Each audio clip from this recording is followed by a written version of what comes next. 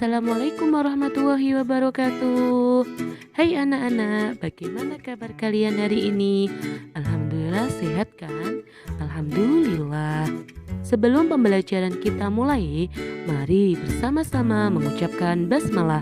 Bismillahirrahmanirrahim. Semoga pembelajaran hari ini berjalan lancar. Amin. Sekarang kita masuk di subtema 2 ya, yaitu tentang manfaat hewan bagi kehidupan manusia. Masih di tema 2. Sekarang kita masuk ke subtema 2, tema 2, pembelajaran 3, yaitu tentang pentingnya hewan dalam kehidupan manusia. Di subtema 2 ini, pembelajaran 3, kita akan belajar materi SPDP, kemudian bahasa Indonesia, dan matematika. Kita langsung saja ke materi yang pertama, yaitu SPDP KD 3.3 dan 4.3. Untuk materi kali ini, kalian akan belajar menari menirukan gerakan kanguru.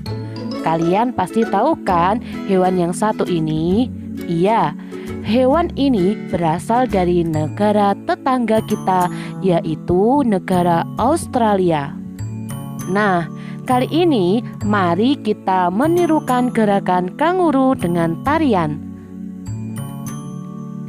Selain menirukan gerakan tumbuhan, kalian juga bisa menirukan gerakan binatang ya.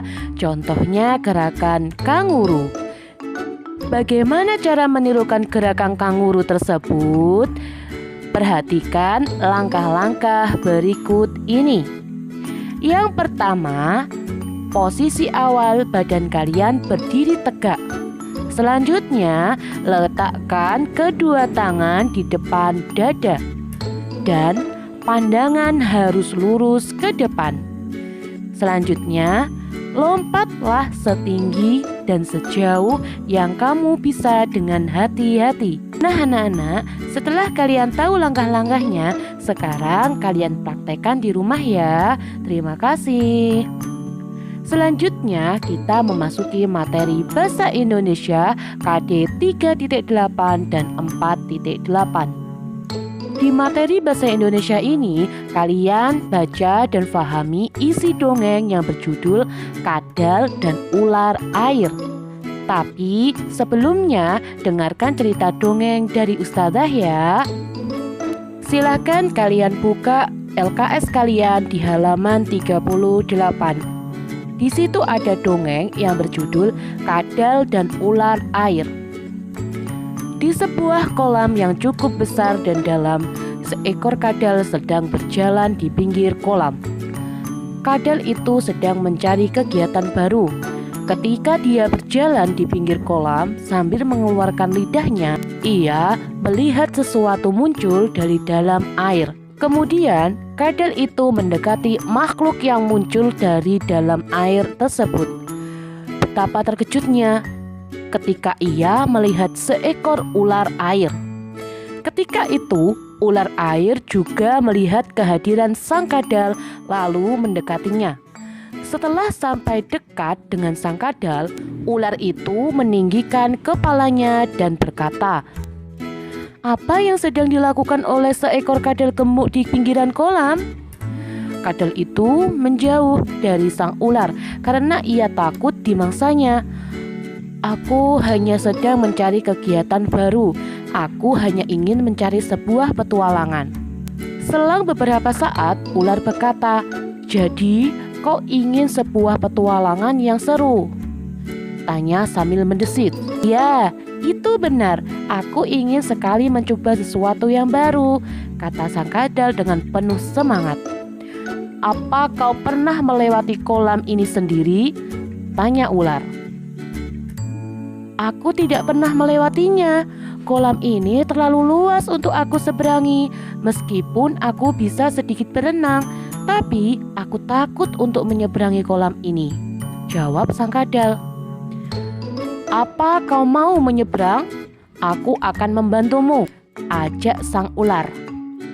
Sang kadal sangat ingin sekali menyeberanginya, Tanpa berpikir panjang, kadal itu menerima ajakan dari sang ular. Lalu sang kadal mencari tali di pinggir kolam dan dia mendapatkannya.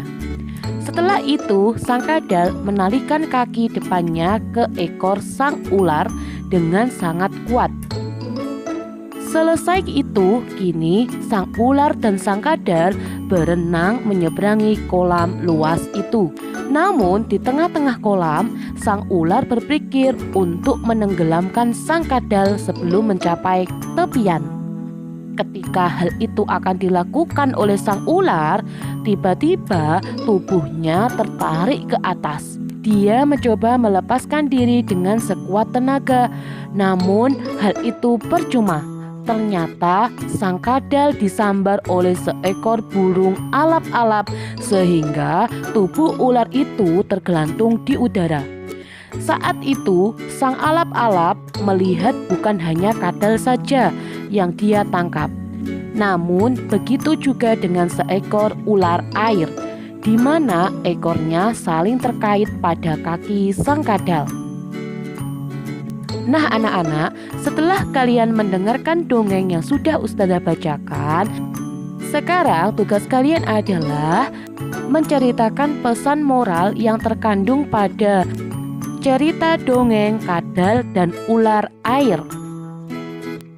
Namun sebelum kalian mencari pesan moralnya, kalian baca dan pahami kisah dongeng tersebut. Selanjutnya, kita ke materi Matematika KD 3.1 dan 4.1. Materi matematika kali ini kalian akan belajar operasi hitung pertukaran atau sifat komutatif. Sekali lagi Ustazah jelaskan ya, apa itu sifat komutatif. Sifat komutatif adalah operasi hitung di mana jika bilangan-bilangan yang dihitung ditukar posisinya akan memberikan hasil yang sama. Dan pada sifat komutatif hanya bisa digunakan dalam operasi hitung penjumlahan dan perkalian. Tetapi untuk pengurangan tidak berlaku sifat komutatif ya nak. Contoh sifat komutatif operasi hitung perkalian. Sekarang kita akan belajar sifat komutatif operasi hitung perkalian. 6 dikali 5 sama dengan 30.